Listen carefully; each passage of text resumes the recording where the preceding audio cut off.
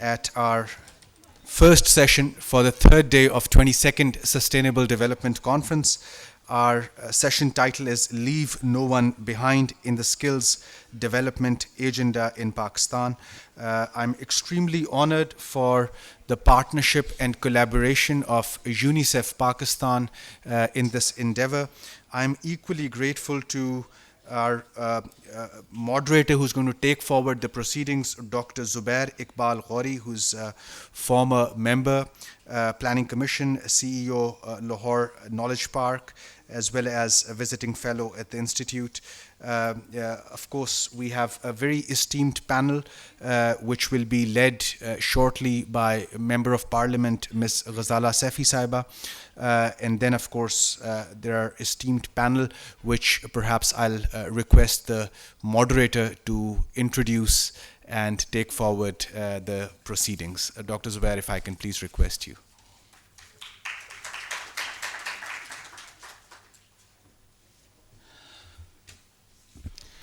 Thank you, Dr. Waqar. Assalamu alaikum and very good morning, ladies and gentlemen. I hope you all are doing well this morning. Although it's a thin attendance early in the morning, but we can trust that other people will be joining in shortly. And we will have a packed house because this is a very interesting discussion that we are going to have today. Some insightful studies will be presented here, and there will be some impactful analysis that has been carried out about the Pakistani situation of Pakistani youth. We are one of those nations which has a youth bulge. There are different opinions about it. Some call it a population bomb, but others take it as a positive, that this is the opportunity that we have. This is a great opportunity that we have such youthful population between the age of, varies between the age of 15 to 20 to 30 to 35 to 40. This is the workable age. We have working hands available. But one of the key areas that we are facing at the moment, that this youth is lacking, in many cases, basic education. Our illiteracy rate is pretty low. And then if we even step up, those people who are educated, they are not skillfully educated. They don't have the skills which can be marketed, which can be present there for the industry, for the commercial activities to be taken up. So many youths are sitting here. So if I have a general idea, I'm also an academic, so I've been teaching in different universities. Everybody wants to become a manager. Everybody wants to become a director, rather managing director. So, but there are a lot of skilled works that is available at the middle or the middle to top level. We need machine operators. We need associate engineers. We need boiler engineers. Assalamu alaikum.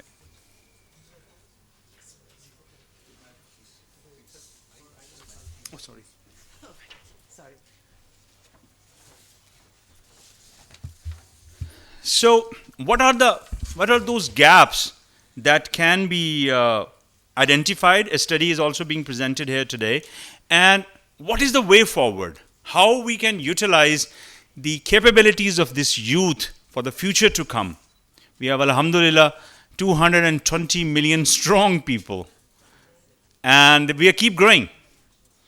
If you allow me to be bilingual, तो हज़रत ज़मीर जाफ़री ने कहा था कि शौक़ से नूरे नज़र लखते जिगर पैदा करो, ज़ालमों गंदुम भी थोड़ी सी मगर पैदा करो. So we have to be indigenous in our own respects. So in order to utilize this youth cohort and effectively harness the country's demographic dividend, we need to locate pathways for skill development at scale.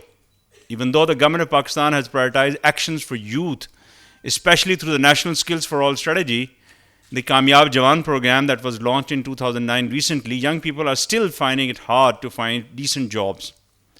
Moreover, the current macroeconomic environment is affecting the private sector as well, which is responsible for creating more than 90% of jobs in the country. I think here comes the role of small and medium enterprises. SMEDA can play a great role in this regard, but unfortunately the government is still looking for its head for the last 6 to 8 months.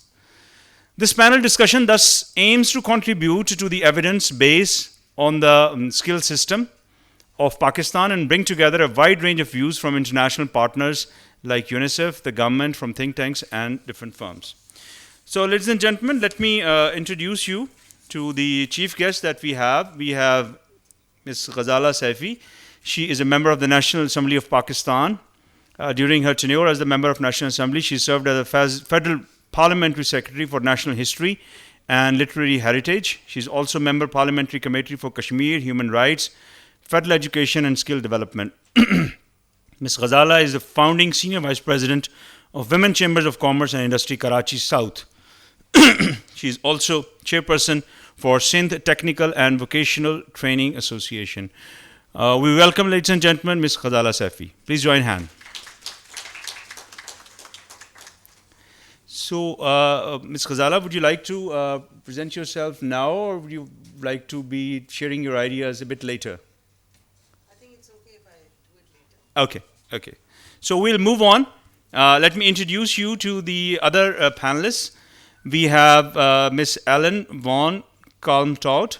Please, my apologies if I mispronounce. Okay. We have Ms. Amina Khan. We have Mr. Osman Anwar. We have Muhammad Muqeem-ul-Islam. And we have Ms. Farhana. So I'll be introducing them in a bit detail when I'll be inviting them for their presentation. So first of all, I'd like to invite Ms. Allen. She is an international education professional for more than 30 years of experience, most of which is with UNICEF.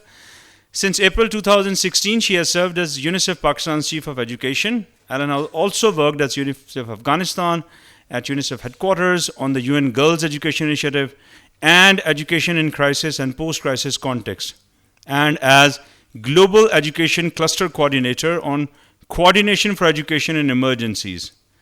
Prior engagements, which include work with UNHCR on refugee education in different countries and with a USAID Primary Education Development Program in NWFP, now KP. Her professional interests include early childhood education, out-of-school children and adolescents, improving learning, and evidence-informed and equity-based policy and planning. So may I invite Ms. Ellen Van.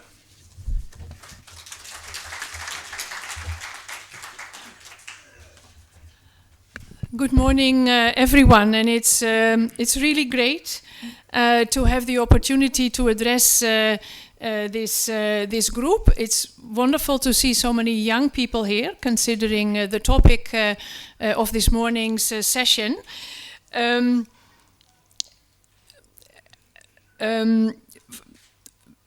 my side, I'm very pleased to, and on behalf of UNICEF, I'm very pleased to greet also the member of the National Assembly and Parliamentary Secretary for National History and Cultural Heritage, Ms. Ghazala Saifi. We're very honored that you could come. It's impossible really to repeat all the many functions that you have and the important contributions that you are making. Also, I'm very pleased to welcome here also my fellow panel members, particularly Amina Khan from the Overseas Development Institute and Osman from VIAMO, who worked with us on the studies that are being launched today, developing skills in youth to succeed in the evolving South Asian economy. And I thank the SDPI for organizing this session.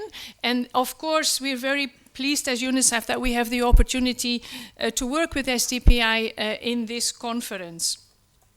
So now to the topic of today. I would also like to say a few things on behalf of UNICEF. And some of these issues have already been raised by our moderator. Pakistan now has more young people than it has ever had, and this is forecast to continue to increase until at least 2050, according to the most recent data.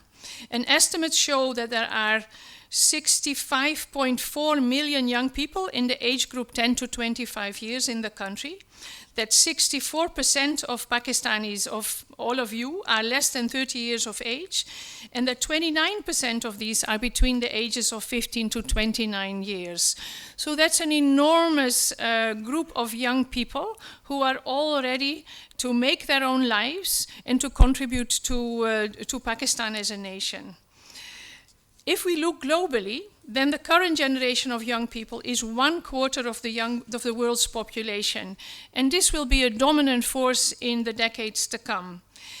And internationally, it's recognized that a population of this magnitude presents an enormous opportunity to transform social and economic outcomes in line with the Sustainable Development Goals, that it's an opportunity to raise global productivity, reduce inequality, and address the pressing issues of today and the future, including climate change and many others, if investments are made to ensure that young people can thrive and realize their potential.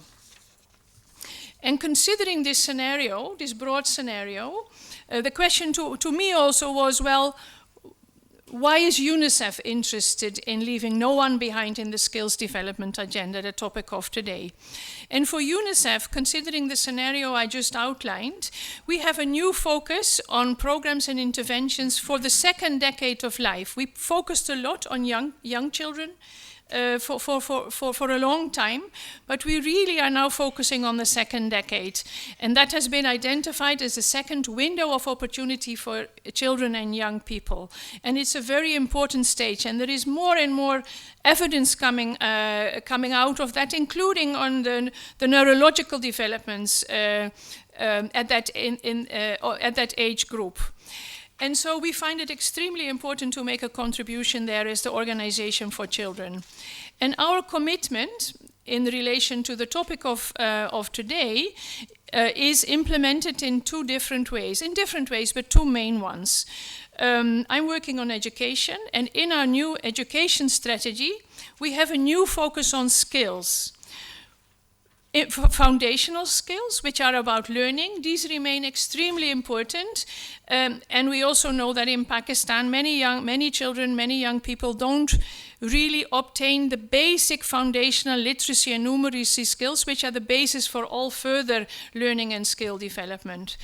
What's also very important is transferable skills, and what is often now called also 21st century skills. This is also extremely important in Pakistan. Digital skills is an important part of that. How about digital inclusion for young people, including disadvantaged young people? And also what's important to us is that we play a modest role perhaps, but in creating linkages between formal education and the job skills related ecosystems. So that is one. And then the second for us is through a global platform, Generation Unlimited, also called GenU. And GenU was a platform launched in 2018 at the UN Secretary, by the UN Secretary General at the General Assembly of the United Nations, to meet the urgent need of young people aged 10 to 24 for expanded education, skill development and employment opportunities. And the aim of that platform is, by bridging secondary education and training to employment and entrepreneurship, to support every young person to thrive in the world of work and become productive problem solvers and engaged members of society. So this is a call to the world to really make the investment in young people, like in many of you. And in Pakistan, it's a global platform, but many countries are taking this up, and the government of Pakistan also has a very progressive youth agenda. And GenU can add value to that. And UNICEF, UNDP and others in the UN are working with the Ministry of Federal Education and the Special Advisor to the PM on Youth Affairs to localize a Generation Unlimited platform in Pakistan. So this is where our interest in skills comes from. Now to the studies for today. The studies presented today in the panel constitute some of the building blocks that will also help inform the government, we hope, the government's own existing efforts to develop the whole skills agenda. And there is a lot of work ongoing. A colleague from NAVTTC is also here. There's a new skills policy, for example. There are a lot of initiatives, a lot of innovative initiatives. And so we hope that the study can help shape those, and we also hope that it can help localize this Generation Unlimited platform by providing country-specific evidence on the needs of the labor market, but also the aspiration and needs of young people. And the studies, and you'll hear more about those in a moment, analyze demand and supply side of the labor market and provide recommendations on how to reduce the mismatch, and also our moderator alluded to that as well, between those two, supply and demand, skills and needs, through the analysis of existing literature and the skills ecosystem, and analysis of primary data collected for this study.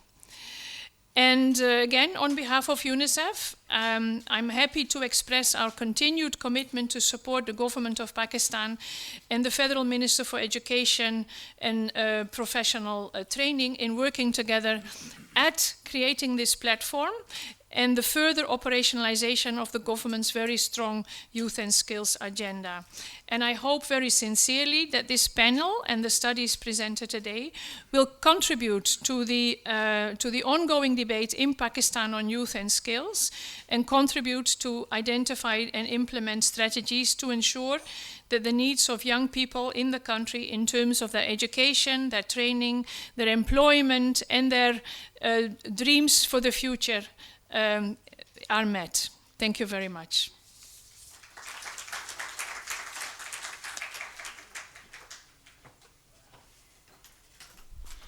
Thank you very much, Ms. Allen. And she was introducing the project that are being initiated by UNICEF and the activities that are being carried out.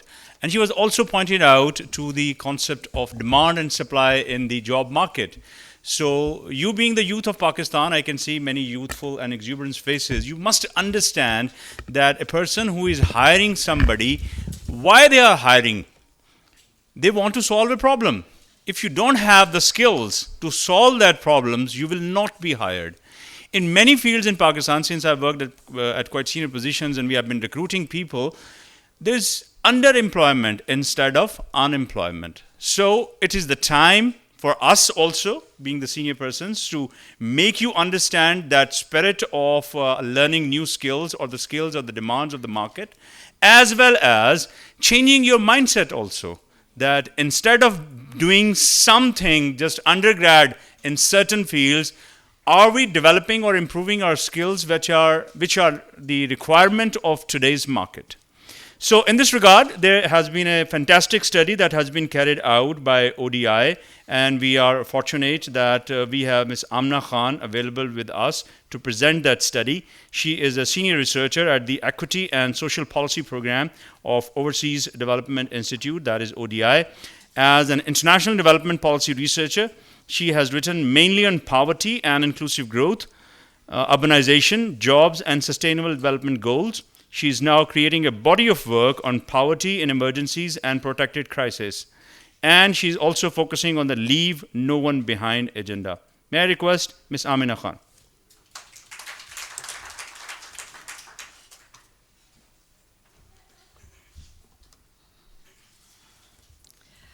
Thank you, everyone, especially to SDPI, again, giving Overseas Development Institute and UNICEF a home today to launch the study, which is very important and has been particularly challenging and interesting to do. We had done it over a period of 3 months, and it was launched earlier this year in October 28th in Mumbai at the Youth Skills and Solutions Forum.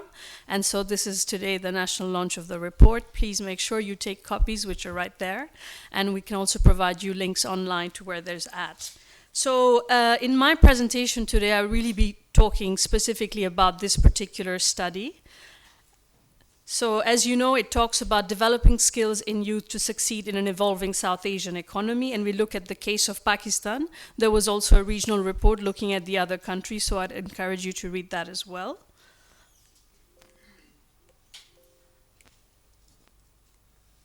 So I'm not very tech savvy. So I want to start with talking about the research background. So as you know, and has been said already, the youth do represent a critical transition between adolescence and adulthood. And for Pakistan, this critical transition creates the conditions for the country to potentially harness its demographic dividend. And the study has compiled the evidence base on the skills ecosystem in Pakistan, particularly focusing on an analysis of what is happening now in skills development in the country, and related the specific skills development efforts to broader policies and support structures. So we had an interesting set of instruments for the research methodology we applied. So the 3 research questions we asked are, what is the demand for skilled workers? How is skills development organized? And how can skills development efforts be sustained? And we used a range of research instruments, as you can see from A through E, evidence-focused literature, which answered to a great extent the 3 research questions. We used secondary data analysis, mainly to inform question 1. We used key informant interviews with employers, industry associations, and chambers of commerce, again to deal with question 1. And then we had KIIs with skill development service providers, both from the public and private sector, to deal with question 2. And then finally, also, we had KIIs with government representatives, bilateral and multilateral donors.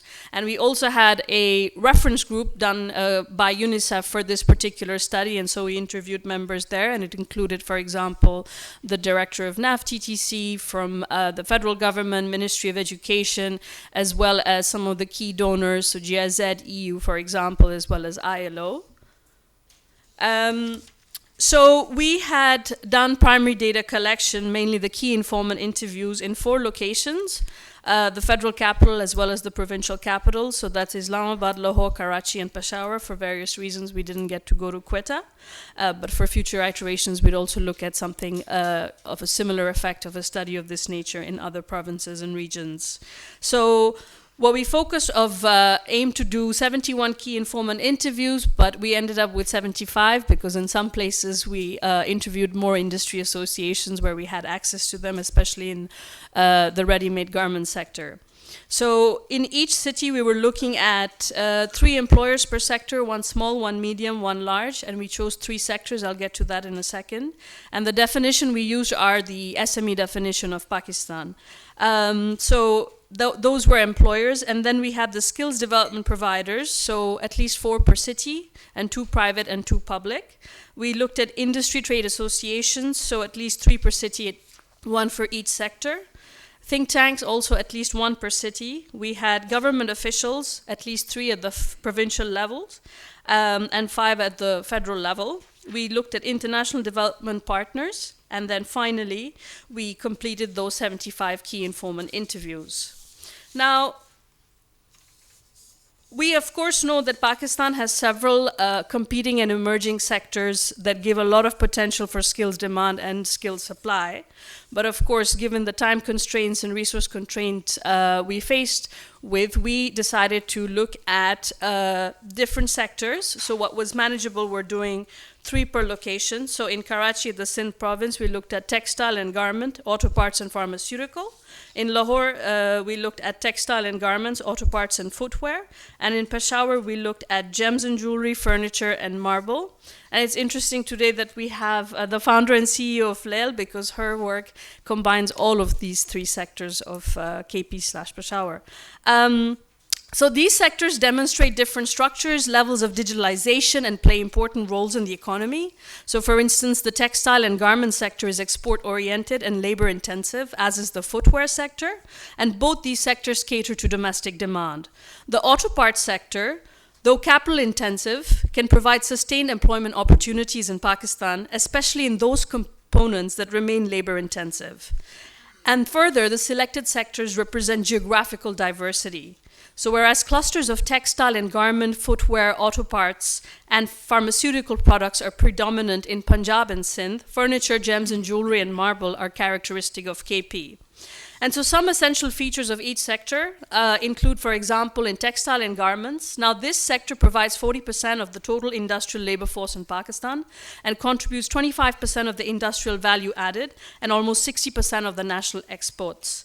The relocation of Chinese garment factories to Pakistan is likely to result in positive contributions to the export bill and GDP share. The Punjab government is establishing the Quaid-e-Azam Apparel Park that is expected to house close to 300,000 workers. In terms of auto parts, now this sector is expected to grow in the coming years. Currently 500,000 people are employed. Now Karachi has the largest auto parts cluster in Pakistan, followed by Lahore. And again, partnerships with Chinese companies show high potential and increased demand for skills ranging from basic welding to design of auto parts. When it comes to the pharmaceutical sector, now around 760 pharmaceutical companies are geographically spread all over Pakistan. Pharmaceutical production units in provinces tend to concentrate in major cities like Karachi, Lahore, and Peshawar.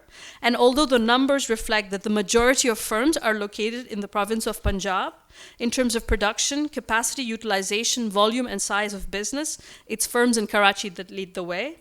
And the industry itself is worth $2.1 billion with exports of roughly $190 million.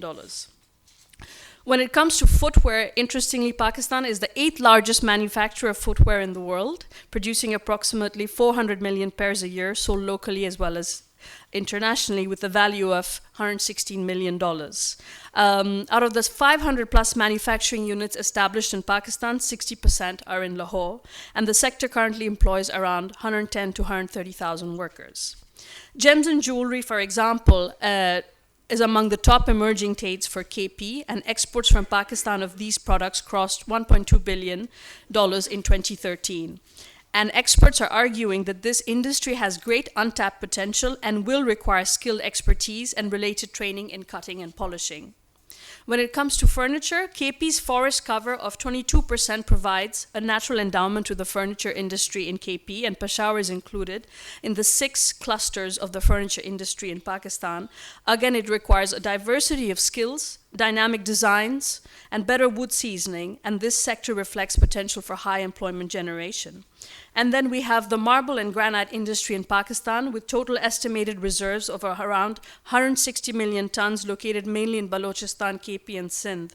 Moreover, around 90% of the total reserves are believed to be in KP, and marble represents one of the largest manufacturing sectors in the region. And now, even though they're facing a lot of closure due to a poor law and order situation and the absence of modern marble processing skills, this sector still requires a specialized set of skills, including marble cutting and mosaic making. Now, all of this information goes to show that even though we were limited to the number of sectors, these sectors in themselves are very huge, and Karachi, Lahore, Peshawar are key cities that provide a lot of the opportunities that young people seek to find. And so some of the key findings we had. So when it came to the first question, which looks at what is the demand for skilled workers, so we identified 6 main areas that came through the KIIs as well as the literature review. Now, the first one that talks about is the sectoral demand for skills. Now, the second looks at the area-specific demand for skills. The third looks at demand for skills from strong China and Pakistan relations. The fourth looks at the overseas demand for skills. The fifth is demand for skills from the ICT sector. And finally, urbanization-related demand. I'll talk you through each of them. So when it comes to the first one, which is sectoral demand for skills, now we looked at the labor force survey data on jobs, and we found for the following industry divisions: agriculture, manufacturing, construction, wholesale and retail trade, transport, stage and communication, community, social and personal services, and an others category. Now, what's interesting in this figure is that of all female workers with jobs in 2015 and 18 and projected for 2021, most are in agriculture. So that's 73% in 2015, 67% in 2018, and 61% for 2021. Compared to men, very small shares of female workers have jobs in construction, manufacturing, transport, and wholesale and retail trade. And labor laws in Pakistan do not protect workers in agriculture, and most women in the sector are denied basic care and skills and receive very low wages. Now, the other thing we looked at also were the demand for skilled workers, in particular occupations. Now, when we looked at the data on employment rates of skilled workers by occupation, we reinforced some of the earlier findings, and then we highlighted some specific challenges as well. Now, of all the females employed, of course, most were in agricultural workers in both 2015 and 2018, and projections for 2021 indicate that 47% of all working women who would be agricultors, and 20% of both men and women would respectively be in employment, occupying managerial roles. So this looks at the diversity of female as well as male employment in different sectors and different occupations, and it points to the kind of skills that they have. Now, when we're looking at some more interesting facts here, as you can see, that for specific types of skilled workers, where has there been high employment growth? This has been 14% for plant and machine operators and 10.6% for technicians and associate professionals. And we see a negative growth in agriculture, even though it is the highest employer of agriculture people in Pakistan in absolute terms. The third thing we looked at, demand for graduates with technical and vocational education and training, known as TVET. And now what studies show is 3 sectors generate the most demand for TVET graduates, and these include the manufacturing, services, and construction sectors. I've got the numbers right here, but I won't get into too much detail. It's all in the report as well. But the highest annual skills demand for TVET graduates are machine operators, nearing 30,000. And second, followed by helpers, electricians, stitchers, professional cooks, and fitters. And then in the services sector, what we find is annual skills demand to be the highest for TVET graduates who are welders, where around 19,000 workers are needed annually, followed by skilled graduates, which are call center agents, waiters, cutter machine operators, lab technicians, computer operators, polishers, accountants, sales and marketing staff, security guards, and printing machine operators. Now, these might not be the traditional skills that you think about when you think about skills, but in fact, this is what the data show, and this is how skills are also interpreted in the technical vocational education context. When it came to the second area, which is area-specific demand for skills, now Berkey et al. Did a study in 2010, and nothing more recent has been done, but if you look at the clustering of industrial activity in specific parts of Pakistan, now there the skills relate to the development of value chains. And so that is shown in the map on the left.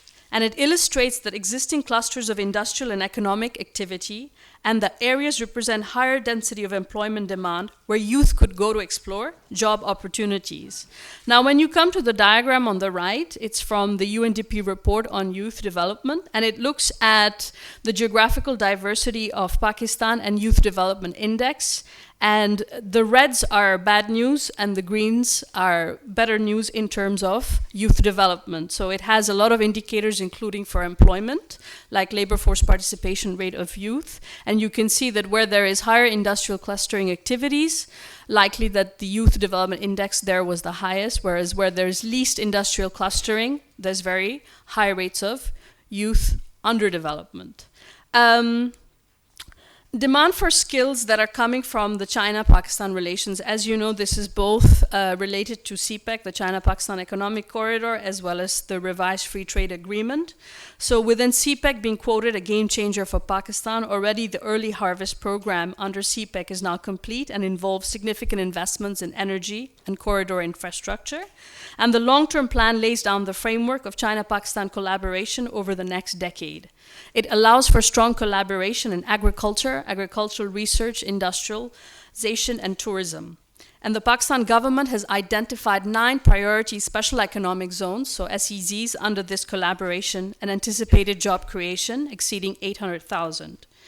The establishment, design, and operation of these zones will require several design engineers, construction workers, maintenance staff, and security guards. In addition to industry workers, the establishment of these zones is likely to increase skills demand for operations labor, and public documents suggest anywhere between 400,000 to 700,000 jobs being created.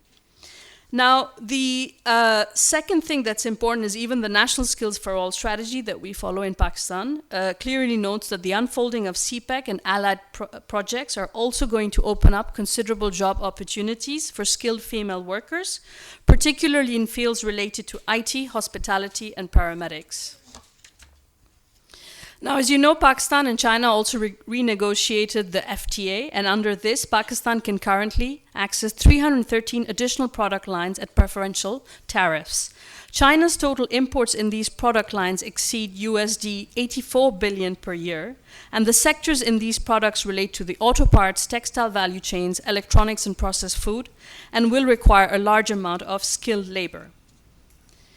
The fourth area we looked at, the overseas demand for skills. Now, interestingly, when you combine the rates of employment for workers who are highly skilled, as well as those that are medium skilled and have low skilled, the relative, their numbers are much higher than compared to unskilled workers. And in recent years, what has happened is that for certain industries, such as highly specialized skilled workers, the demand has gone up. Now, the Gulf cooperation countries remain major destination countries for Pakistani migrants, and they continue to import a large amount of Pakistan's construction workers, engineers, customer service staff, drivers, and workers in other elementary occupations. And studies show that the Expo 2020 in Dubai and FIFA World Cup in 2022 in Qatar are specific events that will require a large number of workers and a variety of skills. And what NAVTTC also notes are two specific challenges. So they're saying that the majority of Pakistani youth work in the international markets as unskilled workers, and they earn less than a third of what a skilled worker earns. And due to the increasing demand for a high-skilled worker force at the major destination of Pakistan's migrant workforce, it's increasingly losing space to the international competitors. So this is a real missed opportunity. When it comes to the fifth area, which is Pakistan's ICT sector, now we have experienced significant growth over the last 10 years here and carved ourselves a differentiated position as the preferred source for software developers, programmers, bespoke software solutions, specialists, and application designers. Pakistan was ranked at number 4 for online freelance development in the world in 2017. Its formal IT exports have crossed USD 1 billion out of USD 24 billion and are expected to grow. In terms of future outlook, the CEO of Ignite estimates that Pakistan's IT industry is on course to reach the USD 7 billion mark by 2020. Pakistan has more than 2,000 IT companies and call centers, and many more are on the way, and over 20,000 IT graduates and engineers qualify each year. The sixth area is urbanization. You might already know that Pakistan has one of the highest urbanization rates in South Asia. That's nearly 40% in 2015. Now, what this has done is significantly increase the demand for skilled workers, including construction workers, drivers, cleaners, electricians, plumbers, and service providers. The Census 2017 shows that in addition to Karachi and Lahore, there are 6 more cities with a population of more than 1 million people: Faisalabad, Rawalpindi, Multan, Hyderabad, Gujranwala, and Peshawar. And what this urban transition basically means is more demand for skills. And the proportion of younger people aged 15 to 24 are living in urban areas relative to the overall population living in urban areas, and projections show that this trend would continue. Now, there are some specific factors that are constraining skills demand, and again, this was quite apparent from the literature as well as the key informant interviews we did. And the first constraining factor looked at the low-level skills trap. Now, Pakistan is stuck in a low-level skills trap where employers are settling for the kind of low skills already available in the job market. Its failure to break away from its dependence on low skills, low technology manufactured exports has been because of its low level of human resource development. In 2018, the illiteracy rate of the working age population, so that's in Pakistan terms years 10 of age and older, was 48.2%. The second constraining factor are information gaps in the labor market's need for skills. Now, information gaps affect skills demand in a variety of ways. Employers' needs fail to reach potential employees and they are unable to find relevant and timely information about skilled applicants, including TVET graduates.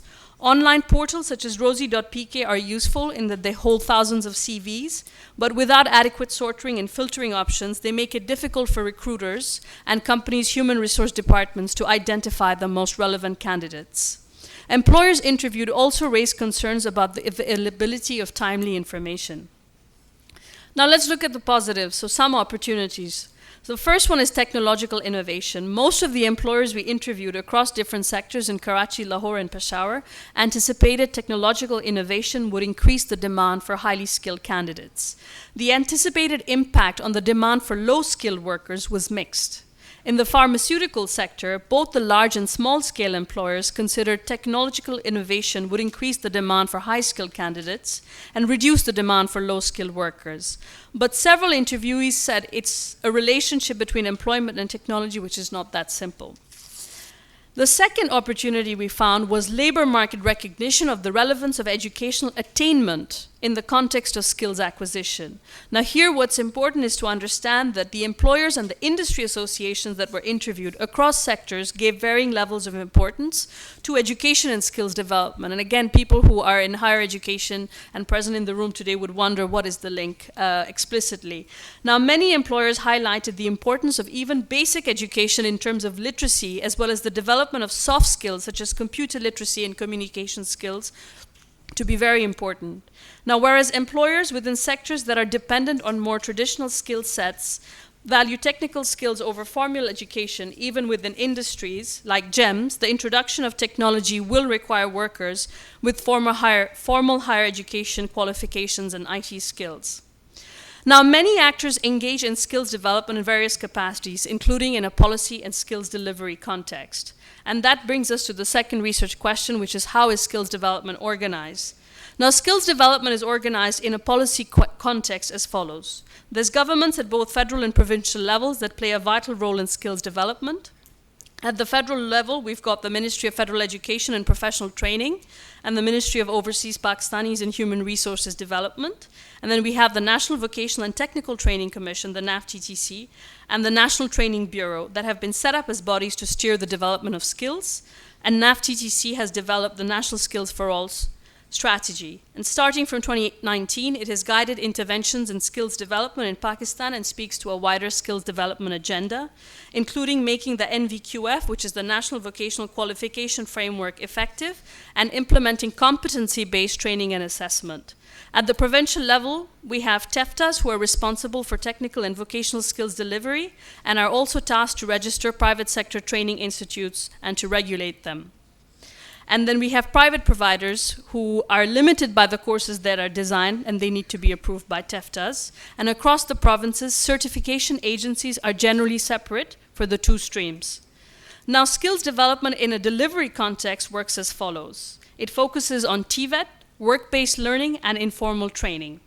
Over 3,500 TVET providers can be found throughout the country, provinces and regions. In 2018, they enrolled over a little over 433,000 students.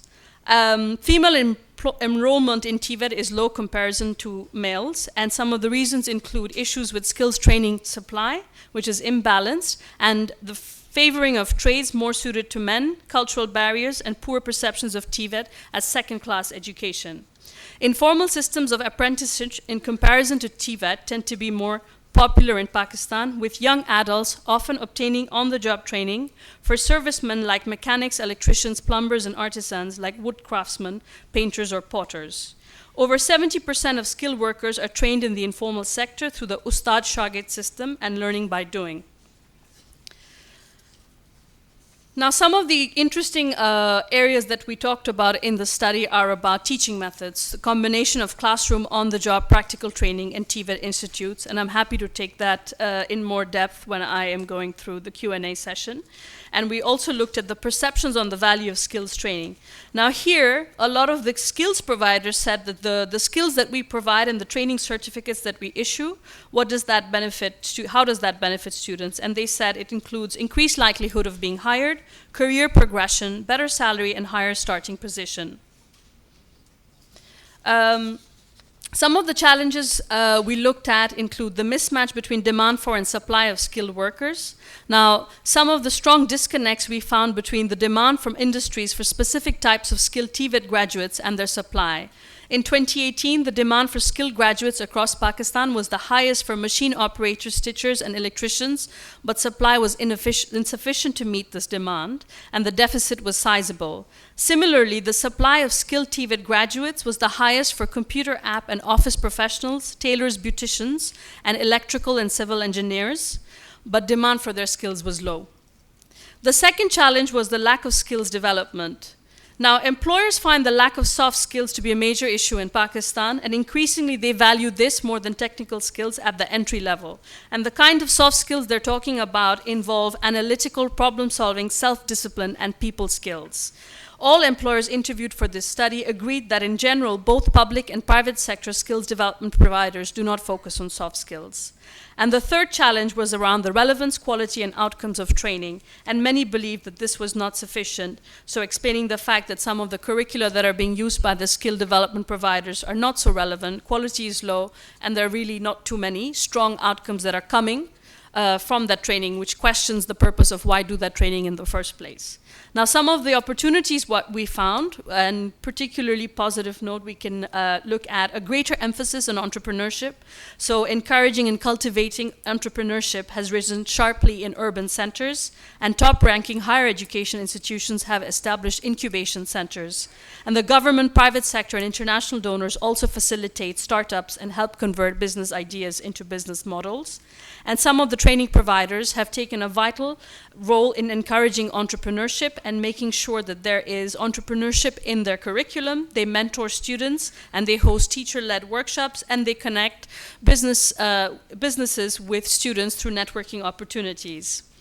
The second opportunity is the greater role for education in skills development. Again, there is a great need for education to be part of the skills development agenda and for producing quality young students who are fit to meet the labor market needs and who can improve their own development outcomes. Pakistan's education system needs to focus on skills that enhance cognitive development, analytical, and critical thinking. And unless Pakistan develops closer collaboration between the various systems, so primary, secondary, higher level, vocational, and skills training, there is a risk that youth will not be fit for the future world of work.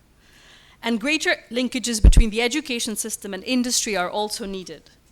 The third opportunity is a concentrated effort to create more skilled female workers. Now, skills development focused on women can help them become more independent intellectually as well as financially. Now, third area of the research question that we looked at is basically how skills development efforts can be sustained.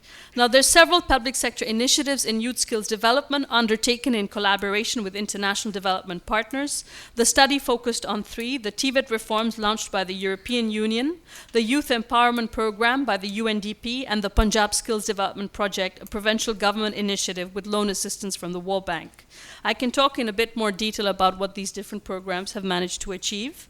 And some of the things that require further replication and scaling up have to do with the fact that while donors can design and implement pilot measures, an entire sector cannot be covered, and necessary funding from the government with full ownership is integral to arriving at sustainable solutions. And finally, the recommendations that we have come under four broad categories, so strengthening linkages across key actors. Here we're talking about developing greater linkages between skills providers, academics, and industries to help bridge the gap between the kind of skills employers want and the training both public and private sector institutes are able to provide. Integrate TVET at secondary schools and add subjects that would equip students with more employable skills from an early age prior to them entering the workforce. Improve communication among key actors. This will enable TVET providers to train youth for jobs where skills requirements can change quickly. This will allow employers to inform the curriculum of TVET. Address information failures in the labor market to improve links between employers and skilled workers, including career counseling services, as well as increase the use of ICT-based job portals. Fast-track policy implementation. Pursue the implementation of the Skills for All strategy for skills development, which has been notified by the government and presented in the cabinet that explicitly lays down measures for sustainability. Address coordination failures within and across institutions engaged in skills development, both from a policy and delivery context. Reviewing Punjab's model of separating regulatory, training, and assessment functions of the various public agencies engaged in skills development would be a useful start. Build a positive image of Tibet and consolidated scattered training delivery institutions to make investments in Tibet more worthy. Integrate skills with the major growth and industrial policies so that these skills can feed into the broader growth agenda. The third set of recommendations look as improve quality and relevance of skills training. So support the creation of a unified and accredited qualification awarding system, which should be timely issuance of credible and authentic national certificates and be accepted nationally, internationally. Expand industry engagement in the skills sector to address the issues of training relevance and quality. PPPs are particularly important in this regard. Invest in research to assess the demand for skills and help inform the design of relevant trainings to meet the demand. And finally, leave no one behind in the skills development agenda. So here we would emphasize on a skills development agenda for women to increase their prospects to apply and secure potentially higher paying jobs, address disparities in access to training among social groups, such as those from rural areas who are susceptible to exclusion, reduce informality in the training structure as well as the composition of employment as it presents poor working conditions and low wages and low-level skills trap, and then create a skilled workforce that can seize employment opportunities abroad and send remittances that could improve Pakistan's economic situation and ensure that their rights as migrants are protected in destination countries. I think I've given you a very good broad evidence base on which to sort of think about in terms of the questions that would follow, and in general, happy to answer any questions beyond this particular session as well. Thank you for your time.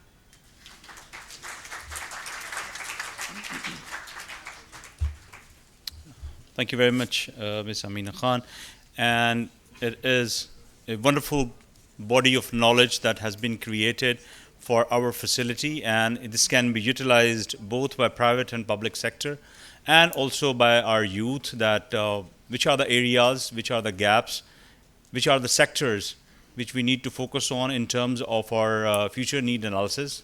Our different kinds of ministries, Ministry of Education, Ministry of Industries and Production, and the provincial departments, they all can benefit from that, and it is really can serve us as a helping hand for the next few years to see how we should develop our skill-based program on these lines. And these are the workers that we really require instead of just churning out those university graduates who are looking for jobs and they lack those skills. And as she has been rightly identifying those areas where there were jobs available but the resource was lacking. So it is we have to look for these gaps and try to fill in those. So let's move on to the next panelist. We have Mr. Osman Anwar. He is a senior program director at VIAMO, a global social enterprise which is helping improve lives via mobile. Osman has a diverse background in financial services, impact investing, and digital products with organizations such as Standard Chartered, Acumen, Asad, Market Development Facility, and Telenor. His current focus on VIAMO is on mixed method research and content gamification to enhance learning outcomes in rural audiences. Ladies and gentlemen, Mr. Osman Anwar.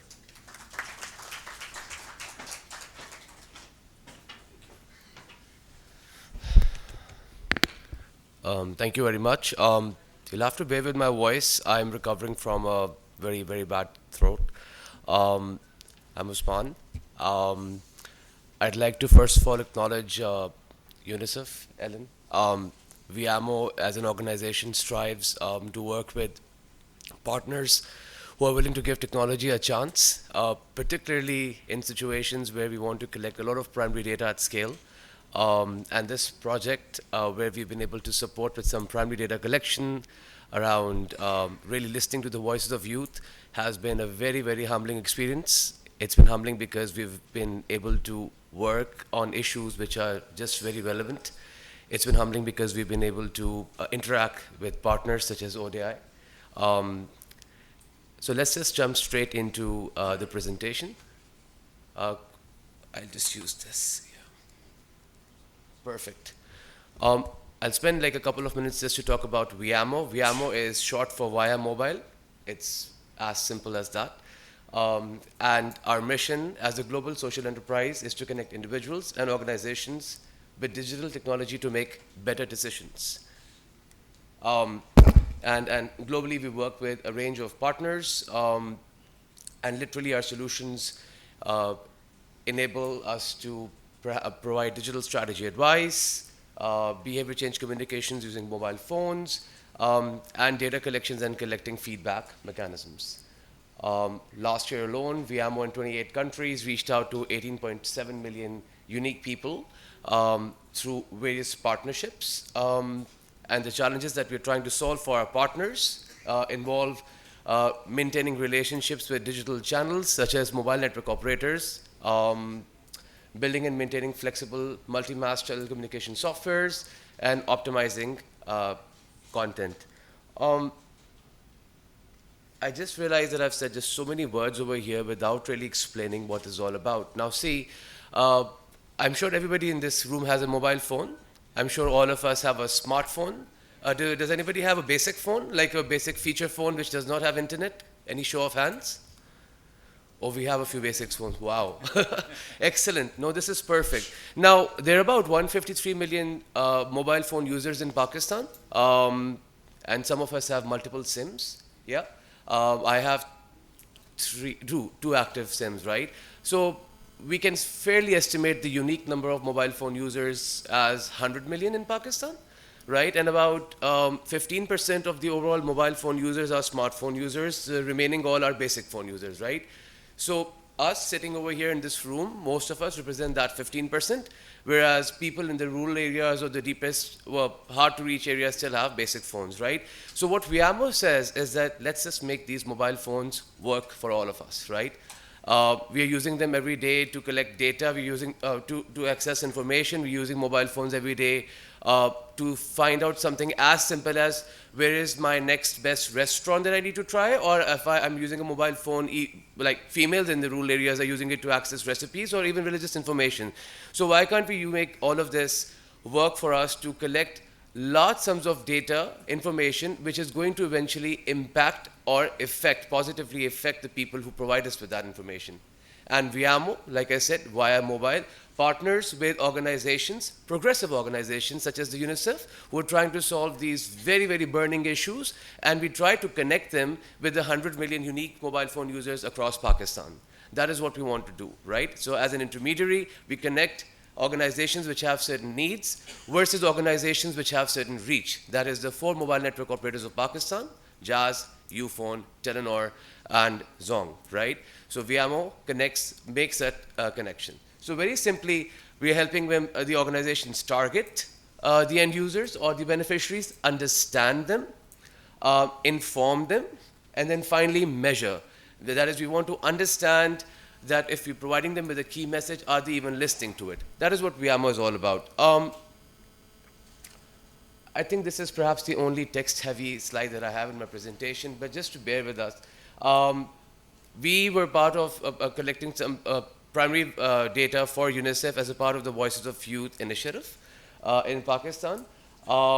And just so that we could have a quick read through this, the idea was to focus on youth segments in the 15 to 24 age bracket. There were 4 specific attributes that we had to focus on. We had to ensure a gender split of 50-50, that is very good representation of both genders. We had to take into account varied education levels. We had to take into account urban and a rural split, and also certain economic and wealth quintile as well, right? And our methodology involved both doing online and offline research. And I'll come to the offline a little bit later, but we really try to collect large sums of quantitative data using technology, right? And now just realizing that people over here have smartphones, then you're not going to respond to a robocall. You're not going to pick up a phone call from an unknown number because you're quite used to interacting on social media. You're quite used to interacting on web-enabled platforms, right? So for the youth in Pakistan which have access to a smartphone, we reached out to them through an online survey, and this was a 36-question survey, which had varied themes. So the themes were, we had to understand the youth's potential and motivations, the perceptions of skills needed for professional growth, autonomy of decision-making and mobility for growth, barriers to growth, and confidence and resilience in the face of challenges. So we were handed over this very well-developed, thought-out questionnaire, and we had to deploy it at scale and engaging people such as yourselves in this room to respond, right? So for them, we had a very different strategy, but then the 85% people, youth out there who still don't have a smartphone, we had to reach out to them as well. And there was a separate strategy for that. And then we had to triangulate all of this through in-person focus group discussions, which we did with almost 80 plus youth. So coming very quickly to the qualitative aspect. For the qualitative research, the 4 categories of respondents that we had to engage or discuss with were females from low-income households, TVET students and alumnus, youth working in vulnerable environments, and entrepreneurs, right? Now, as you could see that with these several focus group discussions, we got insights, rich insights from almost 80 plus youth, and it'll become a very expansive conversation, which I'm sure, and most of us will start losing track of it. So the very key highlights from the focus group discussions were that those youth who identify themselves as entrepreneurs are keen to enroll in workshops and trainings to enhance their skills and networks, right? TVET students and alumni prefer jobs over education owing to high tuition fees. Short duration technical courses preferred over longer duration courses. Sexual harassment, mobility issues, and societal pressures limit opportunities for young women. Young men working in vulnerable conditions showed a strong inclination towards government jobs as they ensure job security, benefits, retirement plans, unlike the private sector. So most of these things are no surprises for us because these are almost conversations that we have every day. These are mostly perceptions. But what I want to sort of draw your attention towards is something that we call the trust circle exercise. So a trust circle exercise is part of the focus group discussion that we do, right? And what we do is that we ask people who are participating to identify sources of information that they trust the most and almost draw a circle. So the innermost circle represents the sources of information that they trust the most, and as we move further out, become the source of information that they trust the least. And now we're able to do this for each and every kind of focus group that we do. So the young entrepreneur said that, just what we've tried to do is identify, so look at friends. So the young entrepreneur plays friends as a source of information at the third outermost circle, right? Whereas students or alumni of TVET institutions place friendships as a closest source of information.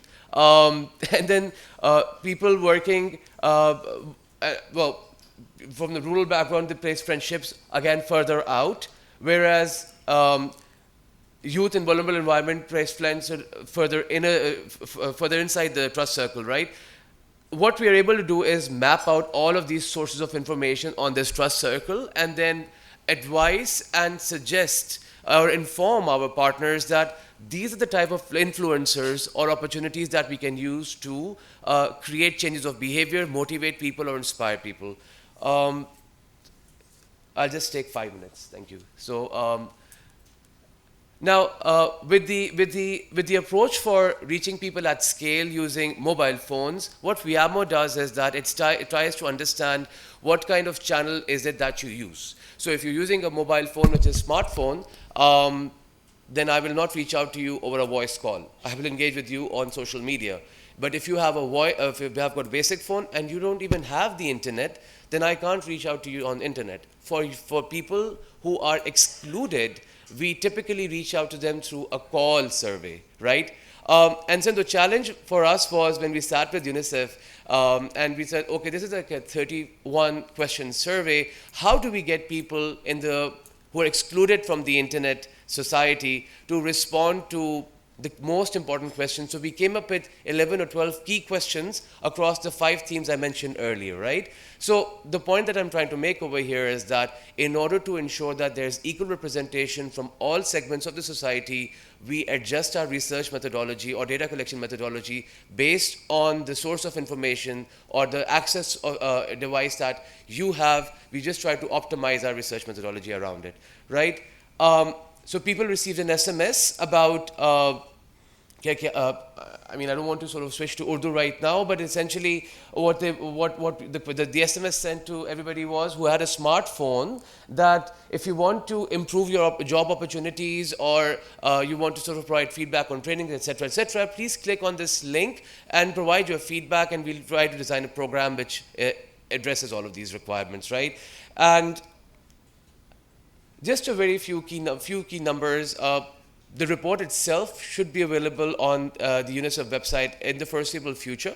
But most of this data has been fed into a regional study. But some of the key numbers that I would want to sort of bring to attention for everybody is that 38% of the youth start work before turning 20, while 5% start working before their 15th birthday, right? And so rural youth face greater pressure to contribute economically, as 21% between 15 years to 17 years had a job compared to the national average, right? So they had to make contributions, significant contributions to their home while they were continuing their education. 23% utilized funds from their first jobs to finance their education itself. 36% worked while studying, and 25% couldn't find work to supplement their family income, so they had to leave their studies, right?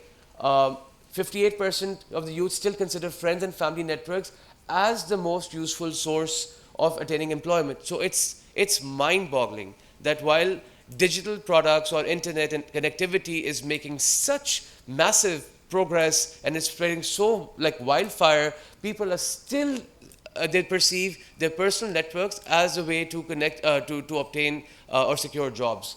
50% youth from rural areas agreed that support they received from schools and other education institutions was most important. So here lies an opportunity really to almost turn these education institutions into guidance counselors to tell people, to tell almost all those students or the youth in the rural areas as to what can be their career motivations, how can they optimize on the opportunities available to them the most. And 96% respondents engaging in self-employment came from rural areas. Now this is also exciting, right? When we talk about entrepreneurship, the first thing that comes to our mind is an urban center, the incubation centers, whereas that is where your most of your entrepreneurship is almost clustered or focused. That is the rural areas.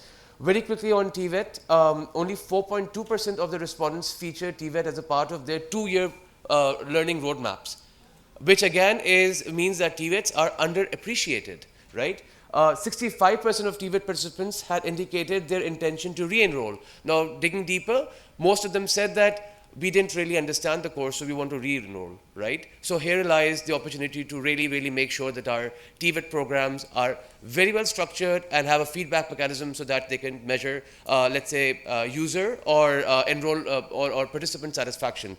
Finally, 53% females had indicated the intention to enroll, while only 29% were currently enrolled, right? So while there's a strong intention or strong inclination by females to enroll for TVET, to upskill themselves, there are social factors. There are factors that cannot be ignored, which are inhibiting their participation.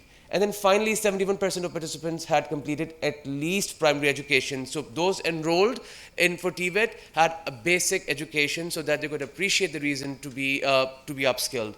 And that's it, to be honest, right? The ability for us to collect all of this data using mobile phones and some fieldwork and to sort of make sure that it's collected in a way that it feeds into policy decision while ensuring that everybody participates in essentially let all voices be heard. So this was literally the Voices of Youth survey that we did for UNICEF. Thank you very much.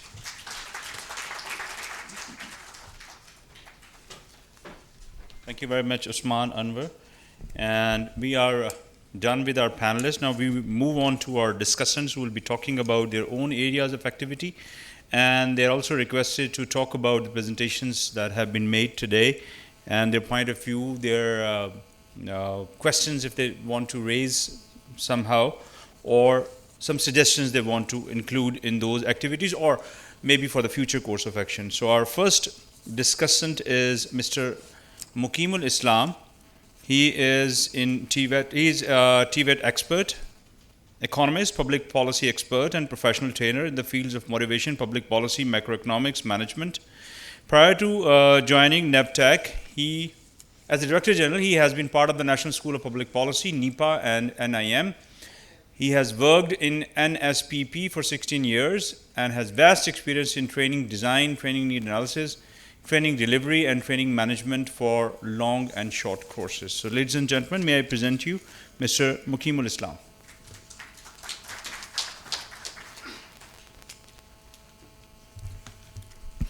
Bismillah ar-Rahman ar-Rahim. Ladies and gentlemen, Ms. Ghazala Saifi, MNA, Ms. Alan, Ms. Amina Khan, Ms. Osman Anwar, Ms. Farhana, and Dr. Zubair Saab, and my very worthy colleagues at Dr. Waqar, Dr. Sulehri, and so many policy makers are sitting. Assalamu alaikum. Indeed, the technical education is lifeline of any nation. This has been understood by early designer of our society, whether it is Ibn Khaldun. He was very much fond of technical education in their analysis. Imam Ghazali rahmatullah alayhi has mentioned in his book, this book, in third Jild Som of his very famous book.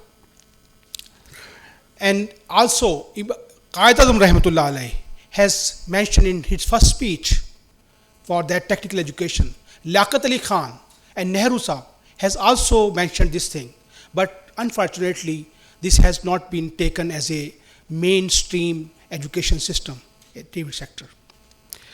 I want to talk first, I have given TOR to talk about the UNICEF report which has been presented by and developed by Ms. Amina Khan and her colleagues. And few words I want to say in generic, some words for specific for this report. Generic is that when we are talking about research methodology is the word which has been used very different ways and often misunderstood. Research methodology is deductive method and inductive method. And if any study has fundamental error in research methodology, its outcome is not giving actual results. So in our university students are there, our researchers are there, we should be learning about research methodology. Research methodology has different school of thoughts. We are only stick to one or two school of thoughts, which is going to be used in everywhere in research papers and all the things. Similarly, economic analysis has different school of thoughts. One should be well aware of that which school of thought you are using in economic analysis and research methodology. Generally, we are being taught in universities new classical economics, and we think that this is economics. I have done PhD or master in economics, and I say I have done this new classical economics. But other schools are there. Why this has been left? They have not been understood, and other schools are there. Why new classical economics there? New classical economics was providing fundamental philosophical background support to the capitalism during the Cold War period. And the defense ministry, or you can say State Department of America, was funding new classical economics that it became mainstream economics. Other school of economics were institutional economics, new institutional economics, and this has not been taught in the universities, and this is the reflection of all studies. They are lacking institutional analysis in our studies, and all PIDE studies are there. They are nucleus economics, econometrics, there are too much data, but no institutional analysis there. So this is lacking. Journal comments was there, and this same study is, there's no institutional analysis there, and what are the legal framework, and what's the outcome of this one, what is the historic analysis. Another thing, I'm coming toward the research methodology. Research methodology has so many schools of thoughts. Positivism, there's realism, critical realism, and and we should not be, we are searching for reality. Actually, while talking about research methodology and research report, we are searching for reality. And reality can be extracted from collecting some figures and that data or statistics. Perhaps some glimpses we can get. And we have to study about discourse analysis also. We should be critical analysis. Critical realism is Rai Bhaskar and Tony Lawson in Cambridge University. They had been teaching and preaching this methodology, and yet it is not mainstream generally because it was not taken as it is by our UNICEF and the UNDP or World Bank. And critical realism is actually giving you true picture of this thing. So this study, in general comment, this is lacking this thing, institutional, and we have been working for the last 2 years in private sector as a Director General Planning and Development in NAVTTC and Director General Skills, Standard and Curricula. So many similar reports are coming in my table, and I'm studying, and this report is giving the same type of analysis results, and this no different results are preparing. We are well aware of, we are working for this one also. Another thing is one vicious circle, which has been depicted in some place here. We can see the page number 52, the preferences of employability skills. This is one of the most important data perhaps you have seen, the preferences for employability skills which has been demanded by the entrepreneurs in Pakistan. We should be thinking about the two things are there. One thing is who is creating demand for skilled labor, or you can say, and how the skills are going to be imparted and who is going to be employed, and these are two types of things. So basic entrepreneurship skills are lacking, leadership skills are required, basic is numeracy, and this is actually capacity of flexible and adaptability, effectiveness of working efficiency, and interpersonal skills, analytical skills, and sector-specific skills. These kind of skills are required by the entrepreneurs, and our youth should be ready to equip with these kind of skills. But what is problem? We should be learning about the vicious circle in the training sector. Vicious circle starts from low capacity of our entrepreneurs. Because jobs are created by entrepreneurs. Our entrepreneurs are family enterprises. Family enterprises, whether we say, I know personally Honda family, I know this Daud family, I know this Kawasaki family, and other Chinoti families. These are the families, and these families actually driving force in our industrial development. But these families themselves are required to learn from these families are working in Korea, families working in China, Huawei owners and America. But they have not learned these kind of skills even. That's why this is our industrial productivity, industrial creativity, and industrial progressivity is there. Still they are, what is there? Honda family, they have started in 1968, starting producing this type of batteries. And shop was in Brandas Road, and has linked it with Japanese family, and still they are linked with family type of thing and creating Honda, importing Honda. And this is the biggest problem with this. But we are not creating the ownership of local product. This we have to teach them first, the entrepreneurs. Then other thing is coming, low skill level of the laborers. Another this thing is that when low skill level is the labor and low skill level and the entrepreneurship, this low labor productivity in the nation. Pakistan is very, very about 78 position in labor productivity in the world. So labor productivity is actually translated into GDP when this is productivity. is there. This study doesn't say these kind of things. This is just superficial, or statistics cannot give you. You have to study about critical realism, research methodology, then you can dig out, yes. Another thing, when you're going low GDP is low demand for labor and low investment, then again low wages. When there is low wages in technical education, there's no people is going to join, no intelligent people, no mainstream education system will be providing this. This is a vicious circle. We have to, how we are going to break it? This is the biggest issue, and we have to learn from studies that how we should break this thing. I have been asked to stop my talking, but I will complete few things. And this is like my general comments about my study, this study. And I will want to tell you what is the problem in Pakistan. In 2002, Dr. Ataur Rahman came from the university background. He asked that if we create, at that time 25 universities were there. At that time only 650 PhDs were there in Pakistan. At that time, 250 students were, 250,000 people in the university enrollment. And he said, if a research paper was 5,000, he said, if universities become, 300 university should be in Pakistan, 15,000 PhD and 50,000 research paper and 2.5 million students in the university, country will progress. After 15 years. He has been given by the government, by this nation, 100 billion rupee directly and remaining 900 billion in terms of fees. And after 15 years, this target has been achieved in Pakistan.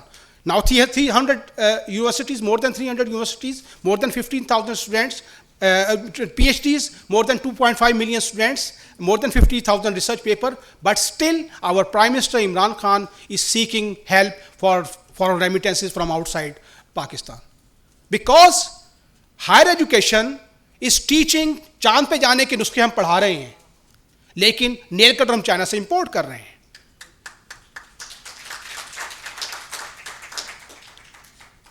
Actually, what is happening in Pakistan?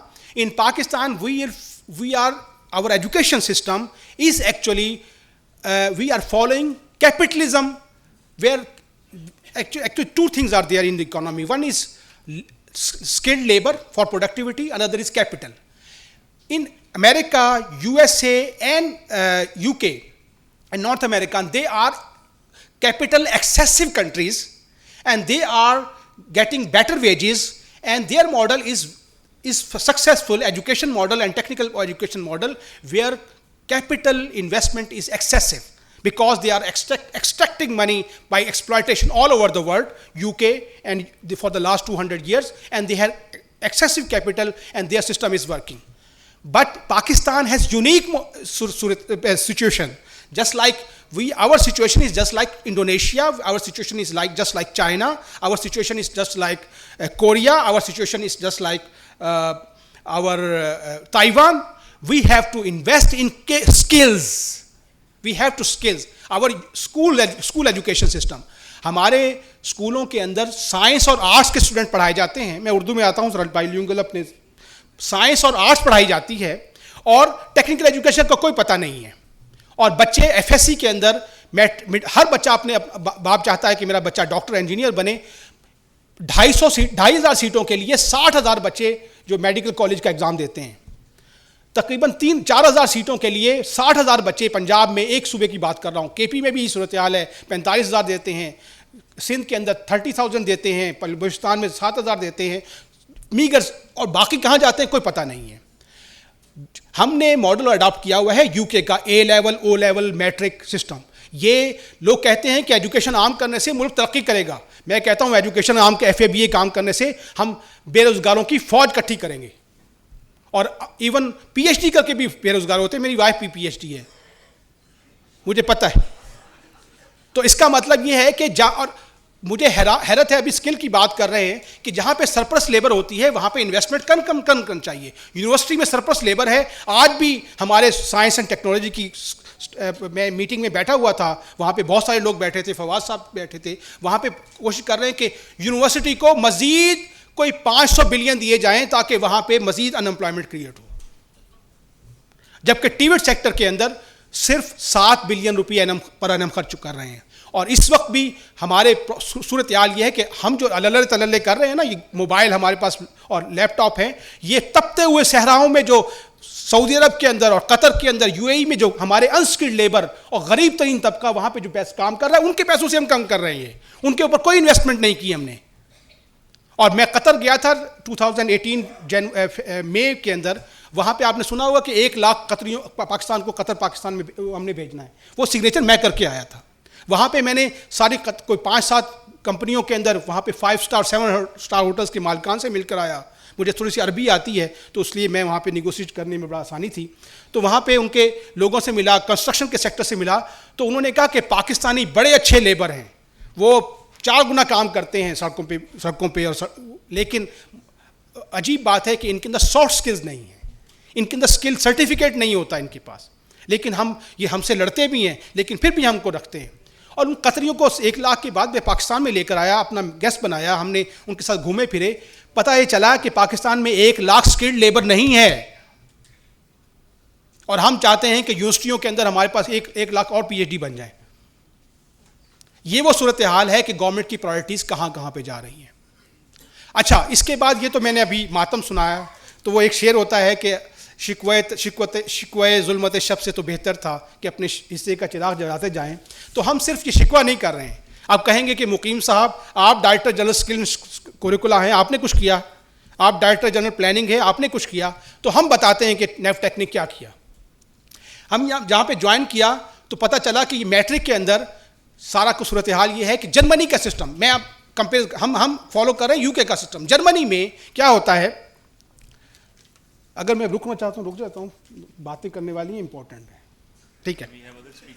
تو نہیں, آپ نے وہ ایک soft where کے ایک app کے اوپر آدھا گھنٹہ ضائع کر دیا, مجھے تو حیرت ہو رہی ہے. جی اچھا, ہم نے ایک جی اچھا میں ایک جرمنی میں وہاں پہ 8th کلاس کے بعد جو ٹاپ 20% ہوتے ہیں ان کو جنرل ایجوکیشن کی طرف بھیج دیتے ہیں. سائنسدان, ڈاکٹر, انجینئر اور سول سرونٹ بنیں گے. ریمیننگ 80% کو وہ ٹیوٹ کی ایجوکیشن کی طرف کنورٹ کر دیتے ہیں. ہم نے یہ آئیڈیا جرمنی سے لیا اور پاکستان کے اندر ہم نے ورکنگ پیپر بنا لیا ہے اور وہ پورے صوبوں کے اندر بھیج دیا کہ ہم 3rd اسٹریم آرٹس اور سائنس کے ساتھ 3rd اسٹریم ٹیکنیکل ایجوکیشن کی اڈاپٹ کریں گے. اور ہمارے ساتھ ملیحہ بھی بیٹھی ہیں, یہ ٹیکنیکل ایجوکیشن کے اندر میری میٹرک ٹیک میں سپورٹ کر رہی ہیں. اچھا, یہ ہم نے بھیج دیا, اس کو رہنے دیں بس, ابھی ٹائم نہیں ہے. Thank you. اچھا, یہ ہم نے کیا اور فیڈرل ہم نے 300 ملین روپی سے ایک PC1 اپروو کیا ہے جو ہم فیڈرل AJK کیپٹل کے اندر میٹرک ٹیک اپریل سے انٹروڈیوس کروا رہے ہیں. اور انشاءاللہ ہم یہ پورے پاکستان کے اندر ہر اسکول کے اندر جو ٹاپ 20% سائنس اور ایجوکیشن کی طرف جائیں گے, ریمیننگ ٹیوٹ کی طرف آئیں گے تاکہ نیشنل لیبر پروڈکٹیوٹی انکریز ہو سکے. اس میں نہ صرف یہ کیا ہے, ابھی بات کرتے ہیں سافٹ سکلز کی. سافٹ سکلز میں تو میں بھی ماہر نہیں ہوں. سافٹ سکل ہمیں یونیورسٹی میں پڑھائی نہیں جاتی, کالج میں پڑھائی نہیں جاتی. پہلے ہمارے دادا اباؤ اجداد ہمیں گھروں میں سافٹ سکلز سکھایا کرتے تھے, وہ سسٹم ختم ہو گیا. تو ہم نے ابھی اس میٹرک ٹیک کے اندر باقاعدہ 200 نمبر کی سافٹ سکلز ڈالی ہیں. انٹرپرینور سکل, انٹرویو سکل, کمیونیکیشن سکلز, لیڈرشپ ہم اسکول کے اندر پڑھائیں گے. یہاں تک بات, اس طرح ٹیکنیکل ہائی ٹیک کی بات ہو رہی ہے. آج ڈیجیٹل سوسائٹی کا اپنا آج ہمارا محفل جمی ہے ڈیجیٹل سوسائٹی پہ. تو ہم نے اپریل کے اندر ہمارے عمران خان صاحب جو پرائم منسٹر ہیں, انہوں نے OIC کی کانفرنس جو مکہ مکرمہ میں ہوئی تھی اس میں کہا کہ ہم اپنے بچوں کو روبوٹکس, آرٹیفیشل انٹیلیجنس اور یہ اس میں آٹومیشن اور اس کے اندر ہم ٹریننگ دیں گے. تو ہم نے کیا کیا, ہماری ٹیم کے ساتھ, میں ڈائریکٹر جنرل کوریکولا تھا, میں نے ٹیم کو بلایا کہ PM نے کہا ہے اب ہم امپلیمنٹ کریں گے. ہم نے اس کے اوپر 3 سال کے ڈپلومے بنائے ہیں. ابھی بھی میری ٹیم بیٹھی ہوئی کراچی میں, آرٹیفیشل انٹیلیجنس, روبوٹکس اور انسٹرومنٹیشن اور آٹومیشن کے اندر ہمیں 4 ڈپلومے بنائے ہیں. ہم وہ میٹرک ٹیک کے ذریعے سے اسکولوں کے اندر آٹومیشن, آرٹیفیشل انٹیلیجنس پڑھانا شروع کر رہے ہیں. اور یہ ہم پوری دنیا کے اندر یہ ڈپلومہ موجود نہیں ہے. پاکستان پہلا کنٹری ہے جس نے یہ 4 ڈپلومے بنا لیے ہیں اور ہم اس کے اندر یہ کام کر رہے ہیں. اور انشاءاللہ وہ اچھا, اس کے علاوہ ہم نے ابھی 9.8 بلین کا PC1 اپروو کیا ہے. اس کے اندر یہ اس کو کامیاب جوان کے تحت عثمان ڈار صاحب سے تشریف لانا تھا, وہ نہیں لائے. میڈم ہمارے ساتھ موجود ہیں, ہماری MNA صاحبہ مس غزالہ سیفی صاحب ان کو ریپرزینٹ کر رہی ہیں. تو کامیاب جوان کے تحت 6 کمپوننٹ ہیں. اس میں سے جو دوسرا کمپوننٹ ہے وہ ہنرمند جوان ہے. جوان کے درمیان ہم نے 14 کمپوننٹ ہم ذرا دکھائیے 14 کمپوننٹ اس کو زوم آؤٹ کریں. 14 کمپوننٹس میں ہم نے یہ لیٹسٹ ہائی ٹیک ٹریڈز میں پہلی بات ہوتی ہے, پہلا سٹیپ ہوتا ہے کوریکولم ہونا چاہیے, اس کی کوالیفیکیشنز ہونی چاہیے. ہم ہائی ٹیک ٹریڈز میں اور سکلز کے اندر کوالیفیکیشن جو انٹرنیشنلی ایکسیپٹیبل ہوں, یو کے نائریک سے ہم بات کر رہے ہیں ان سے ایکولنس ہوگی. ہماری دوسرے کنٹری سے, میں OIC کی کانفرنس میں جا رہا ہوں نومبر میں, یہ 19 دسمبر کو, وہاں پہ اسلامک کنٹریز کے ساتھ ایکولنس کی بات ہوگی کہ ہماری کوالیفیکیشن پوری دنیا میں ایکولنٹ ہو جائے. یہ اس کے ساتھ ہم چاہ رہے ہیں کہ جو یہ ایکسچینج جو امپلائمنٹ ایکسچینج بنانا چاہ رہے ہیں, اس کے علاوہ ہم اسمارٹ لیب بنانا چاہ رہے ہیں. مدرسوں کے اندر ہم یہ ایکٹیویٹ ایجوکیشن لے کے آنا چاہ رہے ہیں. ہم ٹرانسجینڈر کے لیے ایکٹیویٹ ایجوکیشن لے کے آ رہے ہیں. ہم پرزنر کے لیے ایکٹیویٹ ایجوکیشن لے کر آ رہے ہیں. اور ہم آپ کے لیے یہ بیسک جو ہوتا ہے بکس کے نام سے انٹرپرینورشپ اسکلس کو پڑھانے کی کوشش کر رہے ہیں. یہ تمام وہ جو اقدامات ہیں جو آپ نے ابھی ریکمینڈ کیے ہیں اس کی طرف آ رہے ہیں. میں سب سے بڑی امپورٹنٹ ایک میں بات کر کے چلتا ہوں کہ استاد شاگرد سسٹم پاکستان میں ایگزسٹ کر رہا ہے. پاکستان کی 70% لیبر یہ استاد شاگرد سے کرتی ہیں. یہاں پہ میں ایجوکیشن ڈپارٹمنٹ اور یونیسیف کے لوگ بھی بیٹھے ہیں. میں I would want to talk with them کہ why this school drop out. میری گھر میں کام maid is working in my house. I ask from her that what are your kids are doing. That said اس نے کہا پنجابی میں کہ جی میرے بچے اسکولے پڑھتے سے اٹھا لیا. میں کہ کیوں چکے ہیں؟ کہ پڑھ کے کیڑا نوکریاں ملنی ہیں. اور she was right کہ کون سا اس کے بعد نوکری ملے گی. اس نے, میں نے کہا کیا کر رہا ہے؟ کہتے اس کو میں نے کم تے پاتا ہے, کم سیکھ جائے گا تو جاب لگ جائے گی. وہ ٹیوٹ ایجوکیشن بیسیکلی وہ جب اسکول ڈراپ آؤٹ ہو رہے ہیں وہ ٹیوٹ ایجوکیشن کی طرف جا رہے ہیں, انفارمل سسٹم کی طرف. 7ویں 8ویں سے اٹھا کر وہ اپنے کسی ورک شاپ میں چھوڑ دیتے ہیں. ان کو پتہ ہے کہ وہاں سے وہ کمائیں گے, اور یہ FA اور BA کر کے MA بھی کر لے تو اس کو جاب نہیں ملے گی. تو ہمیں دیکھنے کی ایجوکیشن سسٹم کے دیکھنے کی ضرورت ہے کہ ہم میٹرک کروا رہے ہیں, وہ ان امپلائڈ, اس کو کہیں پہ اسکل پاکستان میں بھی نہیں ملے گی, قطر میں بھی نہیں ملے گی. ہمیں میٹرک ایسا کریٹ کرنا ہے. We are creating matriculation with skill that can be employed in Pakistan and outside. بھری بز میں راز کی بات کہہ دی, بڑا بے ادب ہوں, سزا چاہتا ہوں. السلام علیکم.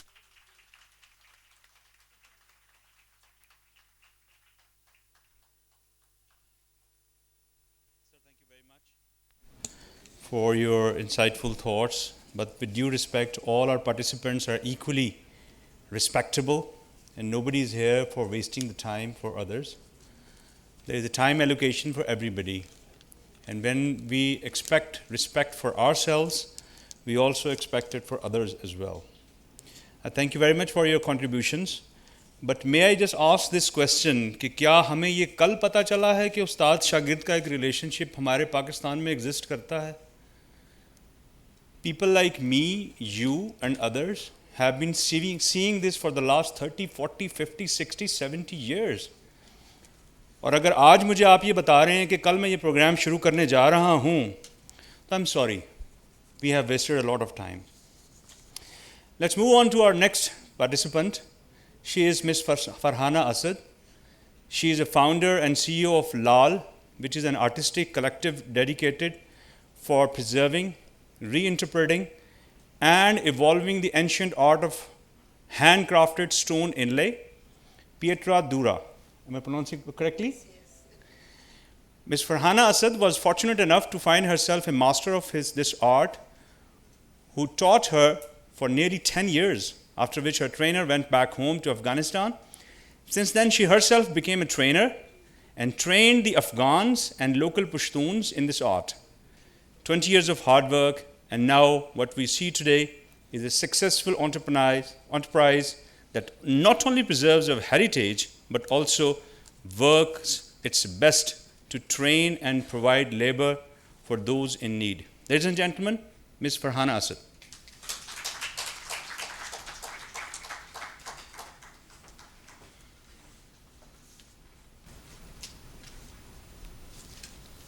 السلام علیکم. میں فرحانہ اسد ہوں اور میرا تعلق کے پی سے ہے. thank you for this opportunity, and I should say honorable guests, highly educated experts, or my dear children sitting at the back. Thank you for this opportunity that I can share my opinion and my life and my work with you. I'm an art student, but basically I'm self-taught. मैं जो अभी काम कर रही हूँ ये मैंने खुद सीखा है.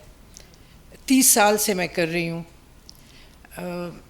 In the late 80s, when the Afghan refugees first came to Peshawar, I started this work from my garage through curiosity and a hobby. And now 25, 30 years later, after my daughter joined me, it's taken on sort of a new scope. Okay, I want to share two things with you. The first is that this year in March, we were invited to Sharjah to give a demonstration, and also we had an order. And the Sheikha of Sharjah invited us to a place called Diba for a 1-month training to train young Emirati girls. I was very surprised when she said that some of the work had to be finished there, because in Pakistan, यहाँ बहुत कम ख़वातीन stone का काम करती हैं. हम जो काम करते हैं तो उसमें हम औरतों का इस्तेमाल सिर्फ स्टेंसिल कटिंग के लिए करते हैं, डिज़ाइन के लिए, pasting. But the real intense labor is done by young boys, Pushtun boys and Afghan refugees who have stayed back and made Peshawar their home, Pakistan. So anyway, we went, and I was surprised at how, interested those young girls were. What the Sheikha of Sharjah had done, they have an organization called IRTI, and they had invited designers and artists from all over the world to demonstrate to the women and the young girls and get them interested. Like, for example, I met a young Japanese designer who was doing basketry, and he grew his own grass. He lived in London. He was living between Tokyo and London. He grew his own grass, special grass, और उससे फिर वो टोकरियाँ बना रहा था. And then he came to show the Emirati children.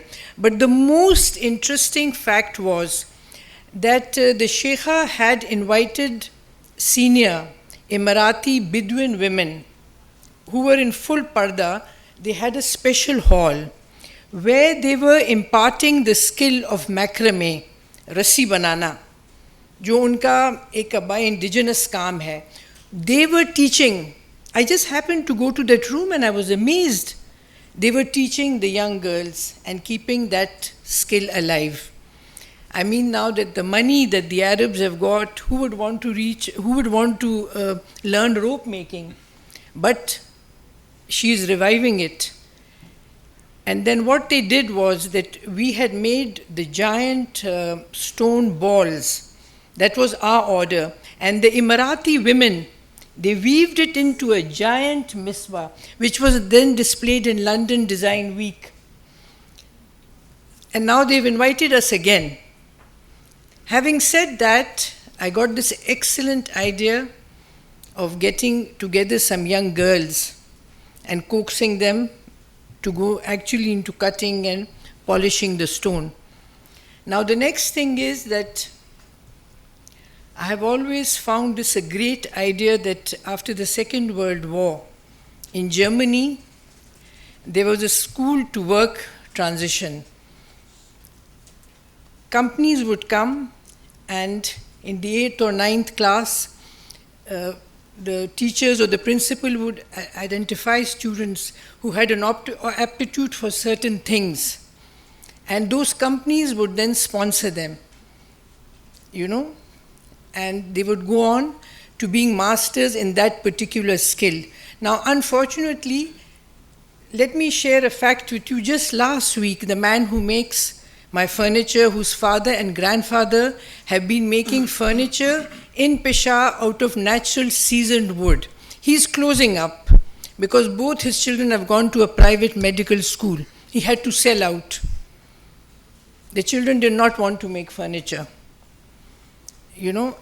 because they think it's not respectable. Now what we have to do is, we have to instill that pride in families. And Amina just said that KP has been identified for marble and jewelry. That's fine.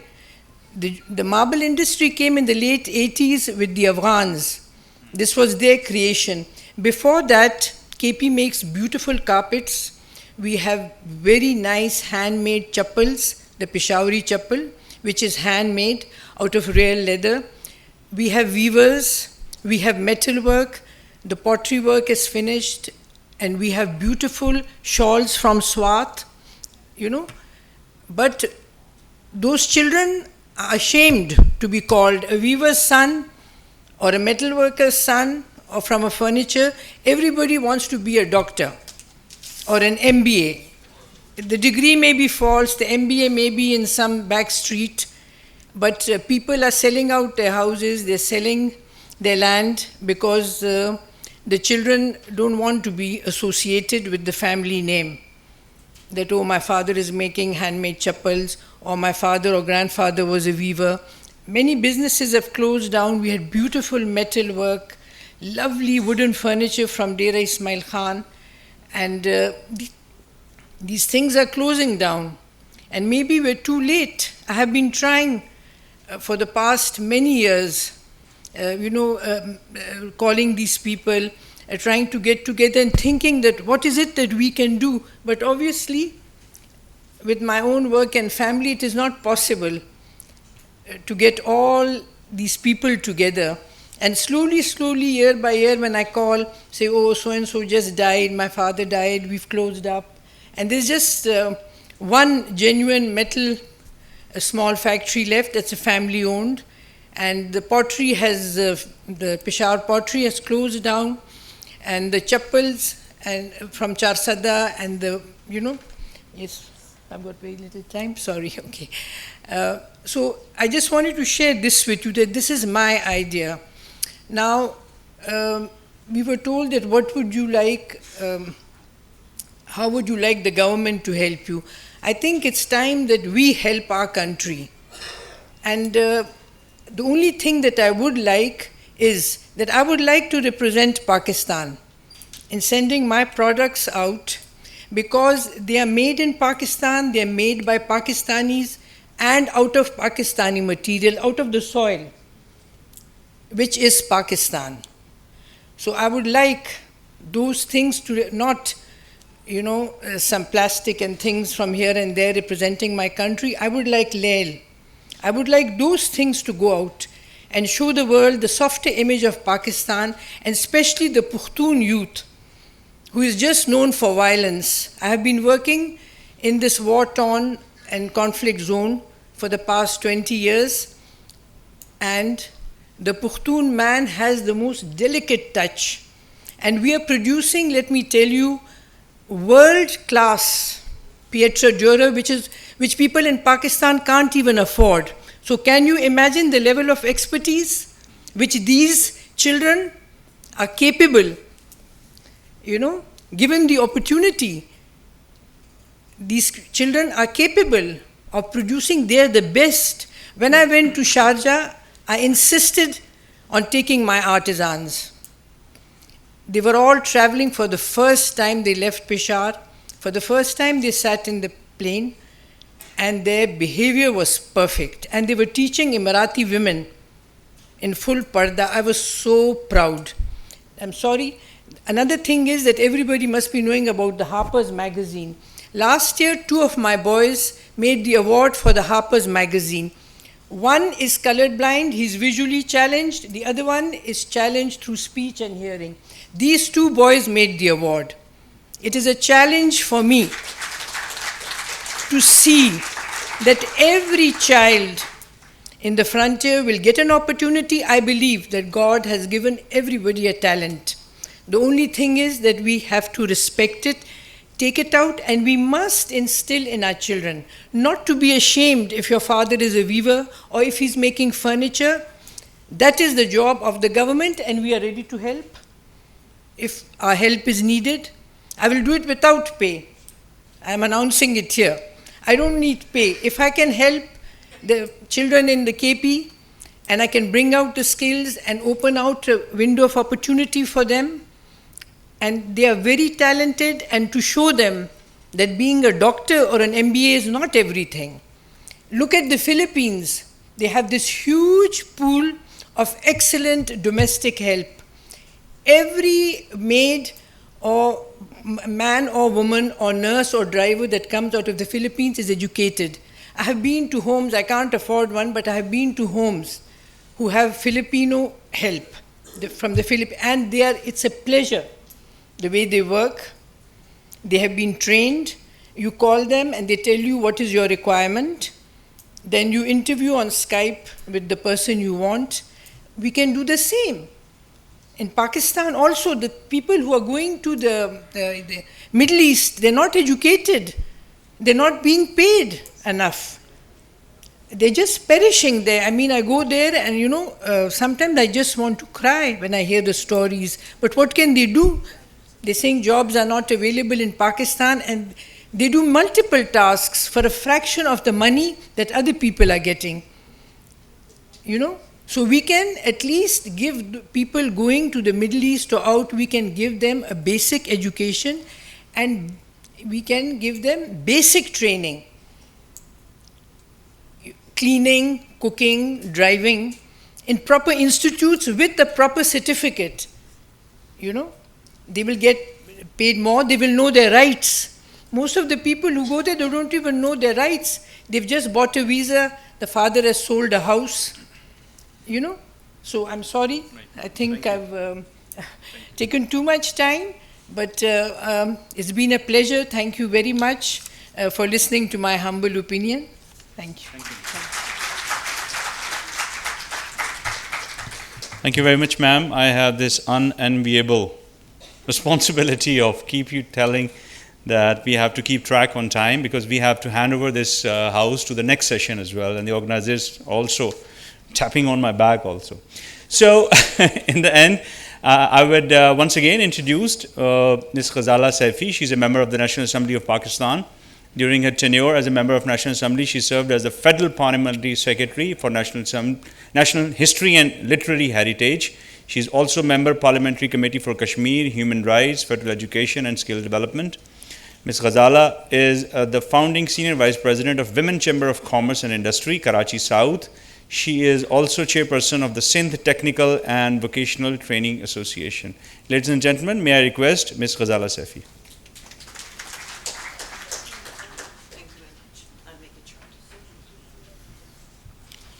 Assalamu alaikum.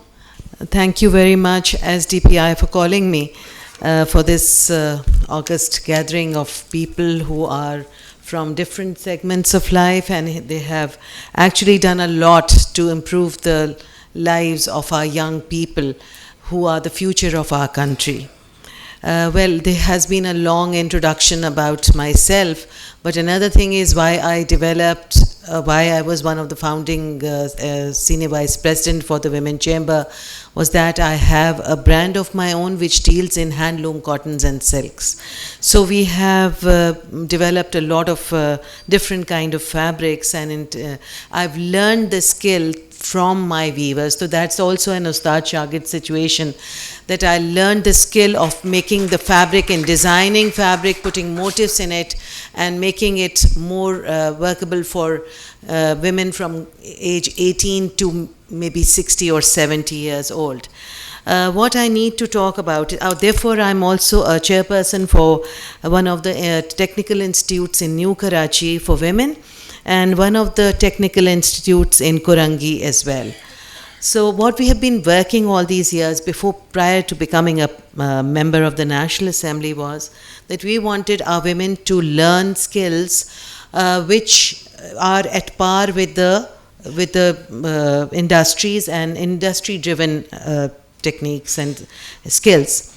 But most of the skills that are offered in our technical institutes are fashion designing, that is cutting and sewing, and this beauty salon kind of thing, hair cutting, hair doing in makeup, which is also one of the very coming up industry, and we have been able to develop a lot of young girls who come from the very low income group to be respectable and working for the upper class in the beauty parlors. Now we need to have, here we are talking with the people who are educated, young group of people, and who need to go forward. We need to develop IT related industry for those, but those who are out of school children and those who are already in school and are in grade 7th or 8th, because every 10 years we see a product coming out which is going to be the future of our country. So we have planned accordingly as the government, and we need to inculcate skill development programs within the school curriculum, because of which the children, when they come out of school after grade maybe 10 or 12, either they go for that small limited medical college situation. We need a lot of doctors because we've had a lot of brain drain, but unfortunately we are not actually developing the kind of doctors and engineers that are required internationally. CPAC is offering a huge opportunity to our youth.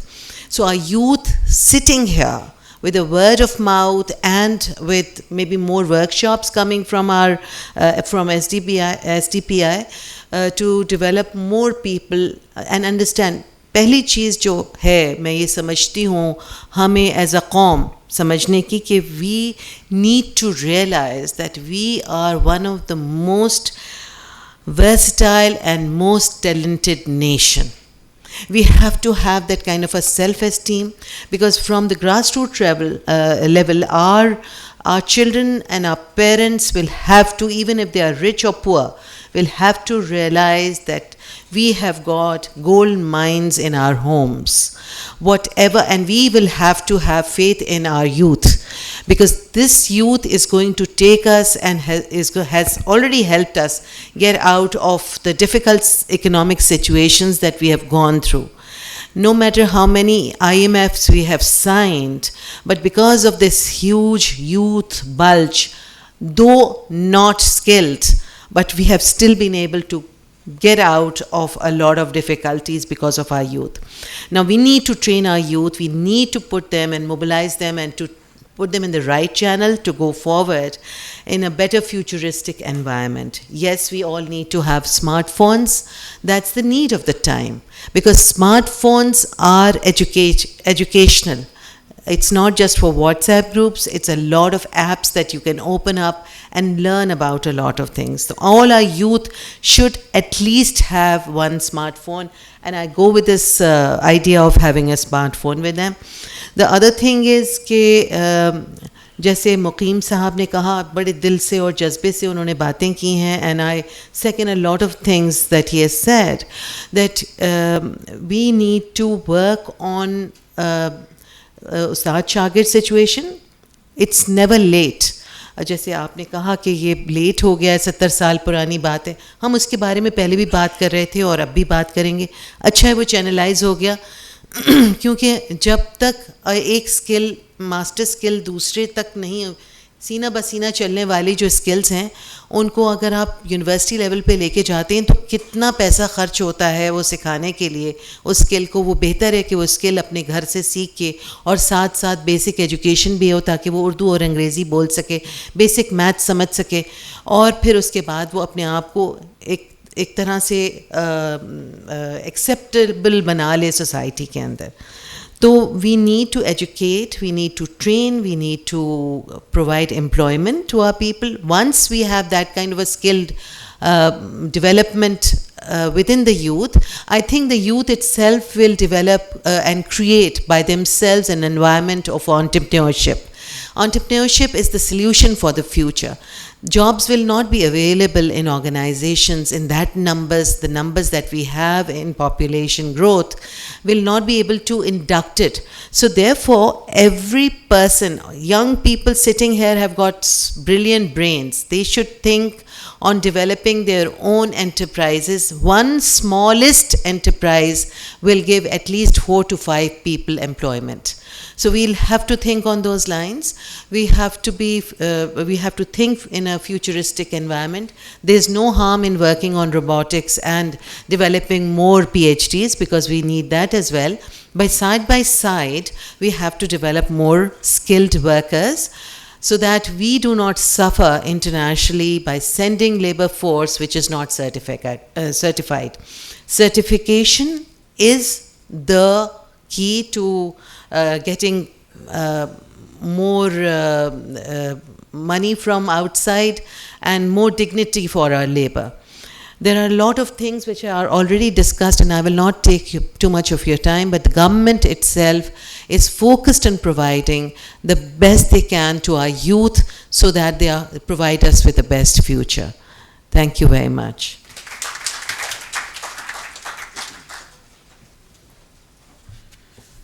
Thank you very much, Ms. Ghazala, Saifi, and I'm thankful to all my panelists and discussants, Ms. Ellen Vaughan, Ms. Amina Khan, Mr. Osman Anwar, Mr. Muhammad Muqeem-ul-Islam, and Ms. Farhana Asad Sahiba. Ladies and gentlemen, a big round of applause for all the discussants and the panelists and the insightful thoughts that they have given.